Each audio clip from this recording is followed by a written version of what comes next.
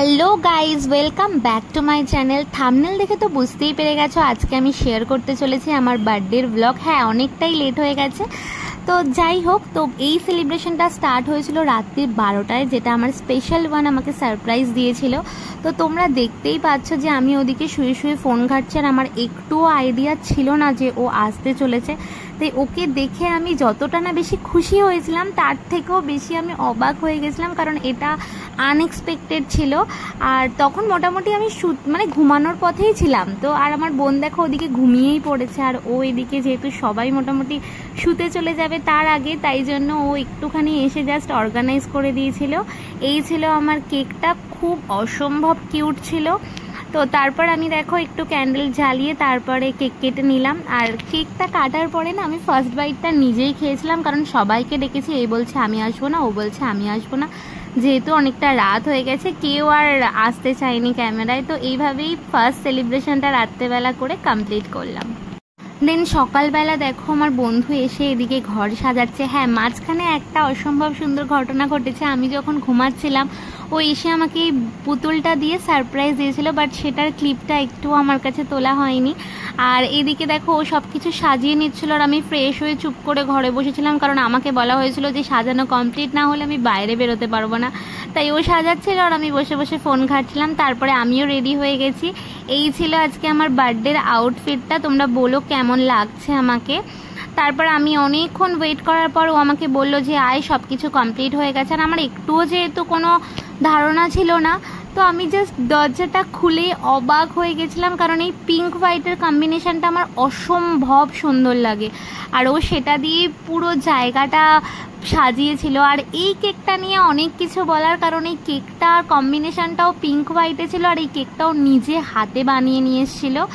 আর এখানে আমাকে দিয়েছিল একটা ফটো ফ্রেম। হ্যাঁ, এটা হয়তো খুব সাধারণ একটা ফটো ফ্রেম, বাট আমার কাছে অনেকটা অসাধারণ ছিল এই কারণেই, কারণ এর মধ্যে ছিল একটা যে বড় ফটোটা, সেটা আমার ছোটোবেলার, আর তার সাথে 7 বছরের মেমোরিজের প্রত্যেকটা দিনের ছবি, আমাদের ঘুরতে যাওয়া, কলেজে একসাথে কাটানো, সব কিছু খুব ছোট ছোট করে ফটোগুলো ছিল। জানি না কতটা দেখাতে পেরেছি, বাট আমি চেষ্টা করেছি দেখানোর। দেখো তোমরা, অনেক মেমোরিজ ছিল, যেটা সামনে থেকে না প্রত্যেকটা বোঝা যাচ্ছিল। তো তোমরা দেখে নাও কিভাবে ঘরটা সাজিয়েছিল।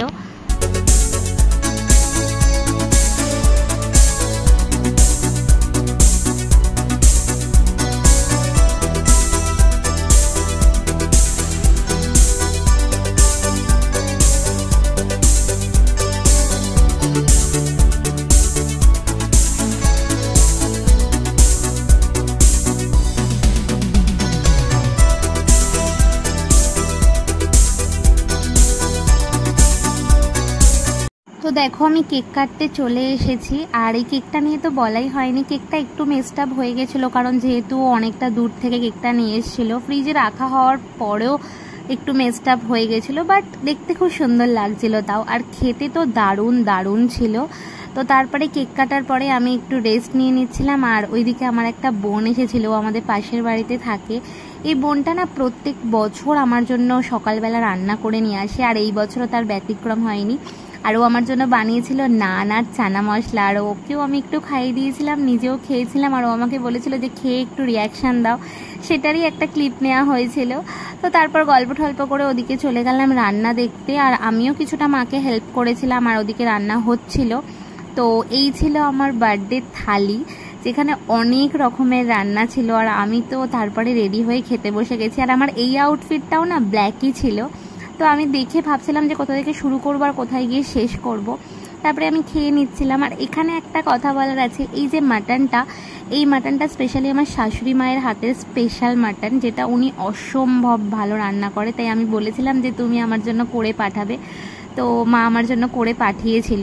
তো এইভাবেই খাওয়া দাওয়া করে গল্প করে দুপুরবেলাটা বার্থডে সেলিব্রেশনটা কমপ্লিট করলাম। আর এই দিকে দেখো আমি আবার রাত্রেবেলা সাজাতে বসে গেছি। এটা ছিল আমার 3rd সেলিব্রেশন, যেটা আমার স্পেশাল ওয়ানের তরফ থেকে ছিল। উনি এতটাই ব্যস্ত ছিলেন যে সাজাতে পারেনি বলে বলেছে তুমিই সাজাও। তো আমি সাজিয়ে নিলাম। আর এটা ছিল আমার বার্থডে কেক, যেটা আমার ড্রেসের সাথে কাস্টমাইজড করানো ছিল। তো এটা আমি একটা পেজ থেকে নিয়েছিলাম, যেটার লিঙ্কটা আমি ডেসক্রিপশন বক্সে দিয়ে দেবো।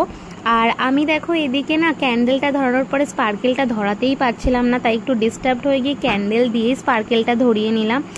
আর তারপরে আমি এতটাই যেহেতু প্রথমে ডিস্টার্ব হয়ে গেছিলাম, তাই আগেই তাড়াতাড়ি করে কেকটা কেটে নিয়েছি, আর ক্যান্ডেলটা নেভাতে ভুলেই গেছিলাম। তারপর আমার বাড়ির লোকরা সবাই আমাকে বলার পরে দেন আমি ক্যান্ডেলটা নিভিয়েছি। আর তারপরে একটু গল্প টল্প করেছি, দেন ভুলে গেছি যে ব্লাস্টারটাই তো ফাটানো হয়নি। আমি অনেক চেষ্টা করার পরও ব্লাস্টারটা ফাটানো হয়নি। তারপরে ভাইকে ডেকে নিয়ে এসেছি, ভাই ফাটিয়ে দিয়েছে, আর আনন্দে আমি একদম এক্সাইটেড হয়ে গেছিলাম। তো রাতে আজকে আমাদের অনেক কিছু মেনু ছিল। ফার্স্টেই দেখো এখানে আছে mutton biryani, Mughlai, chilli chicken, mixed fried rice, তার সাথেও ছিল চিলি চিকেন। আর আমরা সবাই একসাথে গল্প করে এখানে বসে খাচ্ছিলাম। যেহেতু অলরেডি সবার বড়দের খাওয়া হয়ে গেছিলো, তাই ভাই বোনরাই এখানে বসে খেয়ে নিচ্ছিলাম। তো এইভাবেই রাতে সেলিব্রেশনটা কমপ্লিট করলাম। অনেকটাই রাত হয়ে গেছিলো, তো এইভাবেই রাত পুরো দিনটা এনজয় করে কাটালাম। বাট সেলিব্রেশন এখানে শেষ হয়ে গেলেও পরের দিন কিন্তু আমাদের আরেকটা ছিল ফ্যামিলি গেট টুগেদার, যেহেতু সবাই একসাথে হয়েছিল জন্মদিনের জন্য। তো বিকেলবেলায় দেখো মা ওদিকে চিকেন কষা বানিয়ে নিচ্ছে, আর চিকেনটা দেখতে যতটা সুন্দর হয়েছিল খেতে কিন্তু তার থেকেও বেশি ভালো হয়েছিল। এর সাথে ছিল কিন্তু বাসন্তী পোলাও। যেহেতু বাসন্তী পোলাওটা একটু মিষ্টি মিষ্টি, তাই চিকেন কষাটা একটু ঝাল করা হয়েছিল। আর ভাই ওদিকে যেহেতু ফ্যামিলির সবাই খাবো, তাই একসাথে ভাতটা ঝাড়িয়ে নিচ্ছিল, যেহেতু তখন আর সময় হবে না। তারপর আমরা সবাই মিলে বসে দেখো রাত্রেবেলা গল্প করছিলাম, যেহেতু বাড়িতে সবাই ছিল, খুব হাসি মজা গল্প হচ্ছিল। তারপর গল্প টল্প করে ওদিকে আগেই পোলাওটা ভাজতে চলে গেলাম, কারণ গরম গরম খেতে বেশি ভালো লাগে। তো এই ছিল আজকে রাতের মেনু, গরম গরম পোলাও, তার সাথে ঝাল ঝাল চিকেন। তো তারপরে আমরা সবাই মিলে খেতে বসে বিশাল গল্প করছিলাম, মজা করছিলাম। খেতেও অনেকটা লেট হয়ে গেছিলো। আর এরপরেই বড়রা সবাই খেতে বসে গেছিলো, আমরা ভাই বোনরা সবাই একসাথে খেতে বসেছিলাম। আমার স্পেশাল ওয়ানও এখানে এসেছিলো, একসাথে খেতে বসেছিল। তো এইভাবেই আমি 2 দিন ধরে আমার বার্থডেটা এনজয় করলাম। ভিডিওটা ভালো লাগলে অবশ্যই লাইক কমেন্ট শেয়ার করো, আর চ্যানেলটা সাবস্ক্রাইব করে দিও।